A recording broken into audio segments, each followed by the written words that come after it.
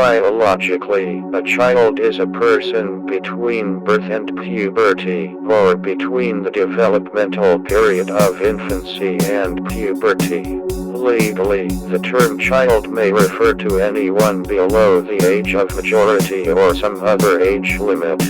The United Nations Convention on the Rights of the Child defines child as a human being below the age of 18 years unless under the law applicable to the child majority is attained earlier. This is ratified by 192 of 194 member countries.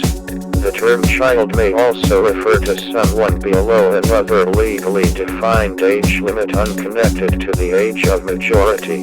In Singapore, for example, a child is legally defined as someone under the age of 14 under the Children and Young Persons Act, whereas the age of majority is 21.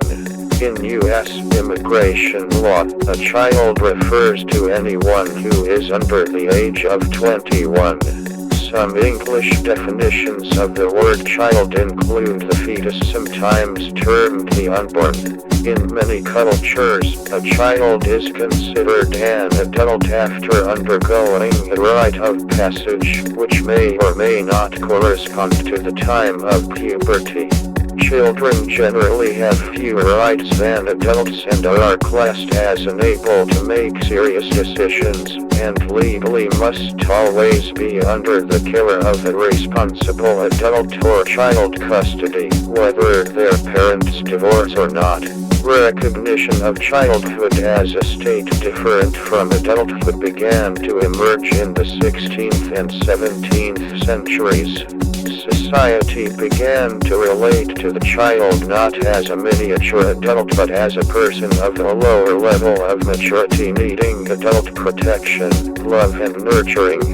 This change can be traced in paintings. In the Middle Ages, children were portrayed in art as miniature adults with no childlike characteristics. In the 16th century, images of children began to acquire a distinct childlike appearance.